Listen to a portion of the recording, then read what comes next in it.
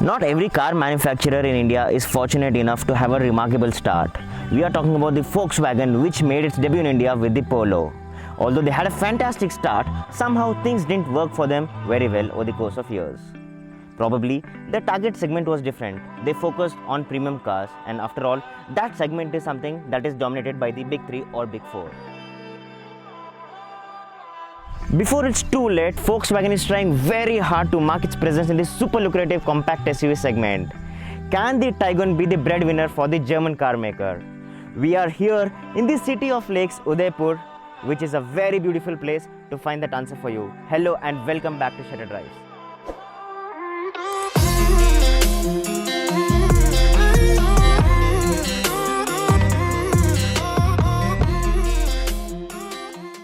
The design language of Taygun is a typical Volkswagen while still not being Volkswagen at the same time. What I'm trying to tell you here is this car carries the typical Volkswagen's theme of being a classy design like the elder siblings, that is the Tiguan. However, one thing that we do not like is there's a lot of chrome overdose to this car. So starting off with the headlamps, you do get the LED headlamps which are powerful enough and they have an integrated DRL into them. So there's this new Volkswagen's logo which is the central part of the grille, which is a 3D inspired step grille like Volkswagen wants to call it. There is good amount of chrome bits on it. There is a GT badging on the grille as well, of course only for the GT variants. And you have smaller bits like the creases here which make the car look very classy apart from having an aerodynamic effect to it. The Taygun gets 17 inches of alloys wrapped with rubber sourced from Goodyear. Not that the OEM is known to make great tires, and this is reflected in the braking. The GT badging is loud and clear and helps in differentiating it from the 1-liter counterpart. There are request sensors on the door handles for keyless entry.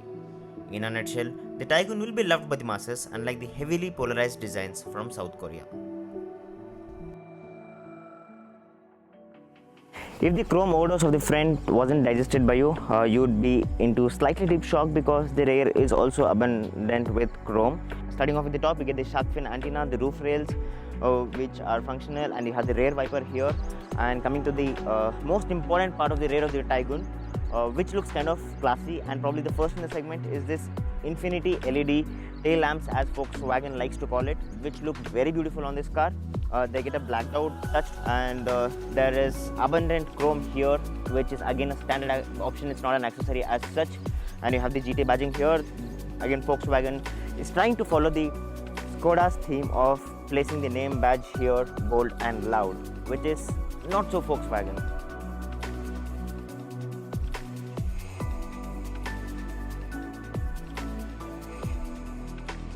This is the much awaited 1.5 liter TSI engine producing 150 bhp of power and 250 Nm of torque, which is a 4-cylinder engine, which is the definite pick of the lot.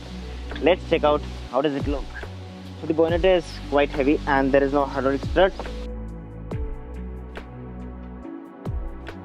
So smaller bits like this addition of black parts to this rear skid plate add that Volkswagen charm in it. That's something that you will find in these German brands. And you have the reflectors here, and more importantly there are around 3 parking sensors for the rear, which should do the job. And of course you have the reverse camera too. Boot capacity is one of the most prominent features of a car, especially the compact SUV where space is generally compromised. Let's see how does the Taygun fare. Before that, you're going to release the boot like this, and it's fairly heavy. It's not very heavy as such. You have the lever here to close the boot, which we'll come to later, and you get the hydraulic struts which perform well. You have the first aid kit, good one there, Volkswagen, and you have the lamps, pedal lamps for the boot. And talking about the space, it's approximately 385 liters, and as you can see we have stuffed in a couple of bags here. I think we have around 3 bags plus a small suitcase here.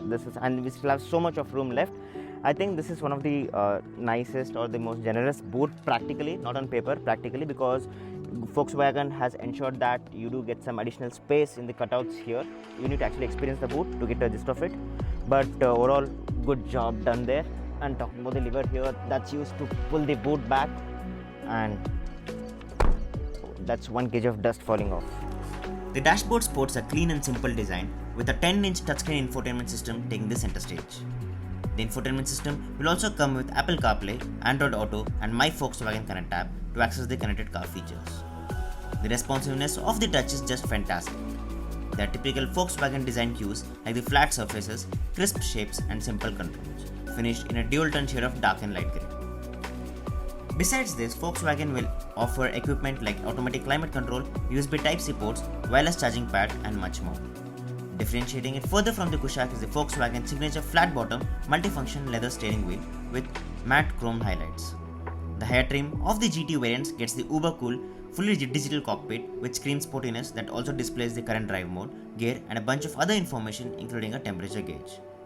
The manual counterpart that we drove was a lower GT variant and it made its stance with bold analog dials which will be appreciated by the petrol heads but might feel slightly old school to the masses. Although the material are of top-notch quality, especially across the dash and stacks for controls like indicator and wipers, there are some places where Volkswagen has diluted the premiumness with hard plastics, like the door pads, but they do not hint at serious cost cuttings. The start-stop button has been placed on the left side. A placement on the right is definitely preferred. If there is something that uplifts the premium quotient of the Taygun, it's the carbon fiber-like finish running across the dash.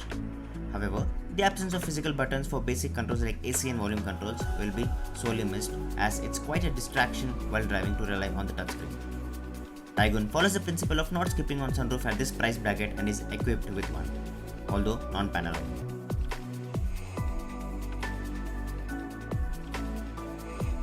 So we are now driving the automatic variant of the Volkswagen Taygun and we are really excited for this because this is one of the most prominent gearboxes and let's see how does it fare when it's mated to the Taygun. First thing that you realize is the shifts are really good. There is absolutely no doubt in that. Honestly, we did find that there is a bit of turbo lag, especially in the initial phases.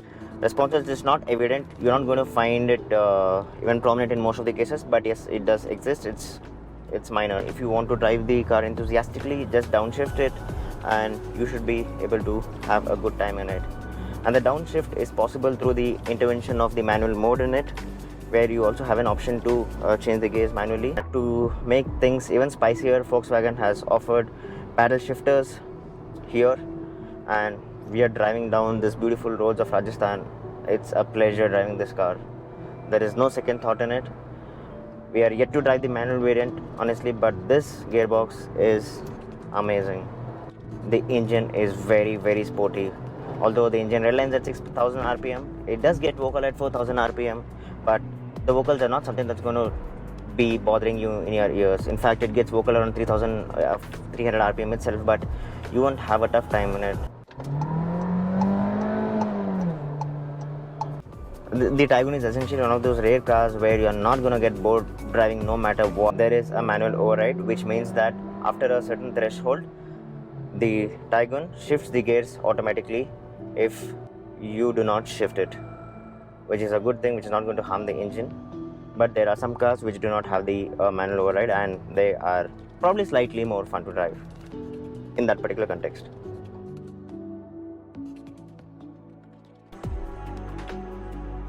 So we are driving the manual variant of the Volkswagen Taygun. It's a 6-speed gearbox and here we go. First things first, the red line is from 6,000 RPM, which is very good, which means that there's a lot of power band that is available for the use. And secondly, the clutch has a long travel, which means that a lot of people are going to find it difficult in bumper-to-bumper traffic in city, and this is going to get worse over the period of time. Third thing, the gears are slick and short, which means you won't have to put much effort into changing gears. You don't find that the gearbox is struggling to change gears. Absolutely smooth, no issues there at all. Just that the travel of clutch should have been shorter because it's actually long.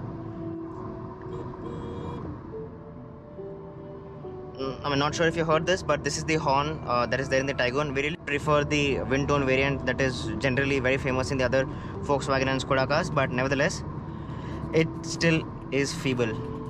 This car deserves a better horn. So talking about the stability, we are doing early triple-digit speeds now. Of course, as a safety precautions, we're not going to exceed speeds. In that, it feels very stable. Just the typical Volkswagen confidence that you have. This is the amount of confidence that you can ever expect in the Korean siblings.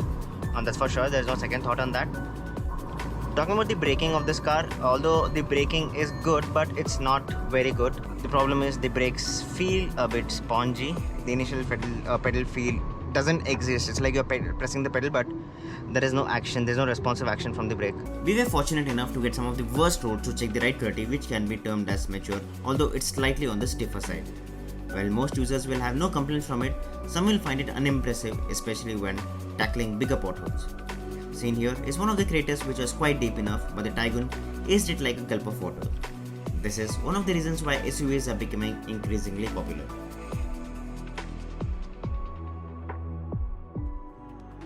Although this particular variant, which is the 1.5 TSI GT, is an enthusiast car, there might be times when you want to spend time in the rear seat. So let's talk about it. First things first, the legroom is ample. The legroom is really good. It's one of the most spacious cars we have seen in this segment, where you don't have to compromise on the space in spite of this being not so big in dimensions. And the headroom and underside support is equally good as well. Just that the seats are slightly hard, and of course the reclination angle. The reclination angle could have been more. It's not as bad as the Audi Q2. They both belong to the same Volkswagen family, but the reclination angle could have been better. Having said that, you do get the armrest here with 2 cup holders, which is good. The quality of armrest looks good, but we would any day prefer the leather seats version, which gets a leather armrest, which looks much more premium than this fabric seats here. And the most important of all, Volkswagen knows that this is a mass market car and they have not skimmed on features. More importantly, the rear AC vents. This is even more critical here because the AC of this car is not powerful enough, and without these vents it would have been a big problem, but thankfully these vents are going to help. And here we have Type C to Type C ports. Again, Volkswagen should have at least provided one universal port, or say Type A to Type C, but both the ports are Type C to Type C here. And apart from that, the look and feel of these plastics are hard. This is something that could have been worked upon. Like, the interiors feel very premium in the front. The same material, if not the same material, the same quality should have been carried out here. But apart from that, pretty good stuff here. You get the normal cabin lights, individual cabin lights. Overall, really good experience. In fact, the seats, the front seats are scooped out a bit so that the legroom for the rear passenger is more. And one of the not so Volkswagen-ish thing here is the transmission tunnel is short. I'm very surprised and equally happy at the same time, because Volkswagen cars are generally known to have, the Volkswagen family of cars are generally known to have big transmission tunnels, and this is tapered a lot, which will accommodate the third passenger in the seat comfortably. Of course, it's not a proper 3-seater for the rear passengers, but probably the third passenger is going to be happy in this than, say, in even the Audi Q2 for that matter. Volkswagen's MQB platform is one of the most versatile and renowned platforms across the world. Its Indian derivative, the MQB A0iN, the one on which Taygun is built, ensures that the Taygun is made in India and made for India in every possible way. What's more important is Volkswagen aims to achieve a localization percentage of 95%, which should help the Taygun be priced very competitively. Not that the Taygun is humongous enough to show some serious traits of body roll, but the high-speed handling characteristics are just phenomenal, like a typical Volkswagen. The beautiful roads of Udaipur gave us an opportunity to test the Taygun's behavior across sharp turns, and boy, this urban lad left us very impressed. The 4-cylinder GT variant especially echoes what Volkswagen was known for since the days of Polo in India, the driving dynamics. There wasn't a single moment of nervousness when getting the pedal closer to the metal in controlled environment. The phenomenal driving dynamics, especially of the manual variant, is going to be a big factor why the GT variant will see itself in homes of the enthusiasts. What's really nice of Volkswagen is the GT variant will have sub-variants in which the lower spectrum will skimp on features like the panoramic sunroof, start-stop button, leather seats, to name a few, that will make it a very value for money proposition if priced right. After a long time, the Indian automotive industry has seen a car that's tailored for the enthusiast in the era of fancy features. With the stellar reputation of Volkswagen in the safety department, the Taygun is expected to inherit the traits and be one of the safest cars, and not just in the segment but in the country itself. However, Volkswagen has not announced the pricing for this at the time of this review, and that is going to be the ultimate factor which will not just decide the fate of Taygun in India, but the destiny of the German carmaker itself.